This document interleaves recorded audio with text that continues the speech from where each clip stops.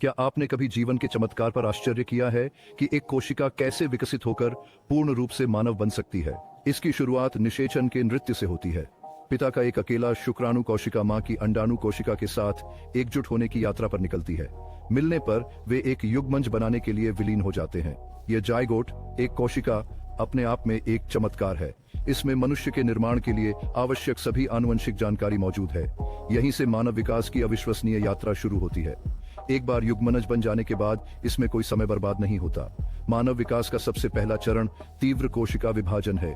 एकल कोशिका वाला युग्मनज विभाजित होना शुरू होता है, 2 गुना होता है, फिर आकार में चौगुना हो जाता है और इसी तरह इस प्रक्रिया को माइटोसिस कहा जाता है।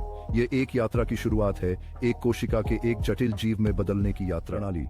हम मनुष्य इन प्रारंभिक चरणों में तेजी से विभाजित होने वाले कोशिका द्रव्यमान को भ्रूण के रूप में संदर्भित करते हैं। यह भ्रूण, जो अभी भी सूक्ष्म है, बढ़ता और विभाजित होता रहता है। प्रत्येक कोशिका विशिष्ट भूमिकाएं और जिम्मेदारियां निभाती है। ये कोशिकाएं समूह बनाती हैं, कुछ ऊतकों में विकसित होती हैं, अन्य अंगों में। यह प्रकृति का सावधानीपूर्वक कोरियोग्राफ किया गया नृत्य है, जहां प्रत्येक कोशिका को अपना हिस्सा और अपना स्थान पता है। 8वें सप्ताह के अंत तक सभी प्रमुख अंगों और बाहरी शरीर संरचनाओं का निर्माण शुरू हो जाता है। भ्रूण, जिसे अब भ्रूण के रूप में जाना जाता है, पहचानने योग्य मानव जैसा दिखने लगता है। 9वें सप्ताह से जन्म तक विकासशील शिशु को भ्रूण कहा जाता है। यह तीव्र विकास और परिपक्वता का समय है। भ्रूण वजन और लंबाई दोनों में बढ़ने में व्यस्त है। अक्सर 1 सप्ताह से अगले सप्ताह तक आकार 2 गुना हो जाता है। इस समय के दौरान जिन संरचनाओं और अंगों ने शुरुआत में निर्माण किया था, भ्रूण अवस्था में गठित, विकसित और परिपक्व होते रहते हैं। हृदय, जो अपनी पहली धड़कन तब धड़कता था जब वह एक नली से अधिक कुछ नहीं था, अब परिसंचरण तंत्र के माध्यम से रक्त पंप करता है। मस्तिष्क, जो कभी एक साधारण न्यूरल ट्यूब था, अब अलग अलग क्षेत्र हैं जो विशिष्ट कार्यों को नियंत्रित करते हैं।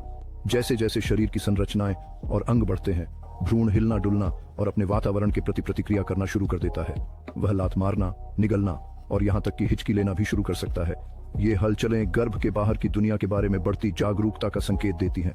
37वें सप्ताह के अंत तक भ्रूण को पूर्ण अवधि वाला माना जाता है।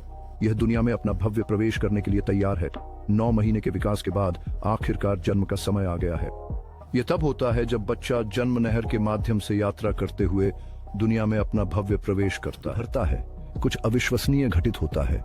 इसके फेफड़े, जो अब तक एमनियोटिक द्रव से भरे हुए थे, काम करना शुरू कर देते हैं और यह हवा की पहली सांस लेता है।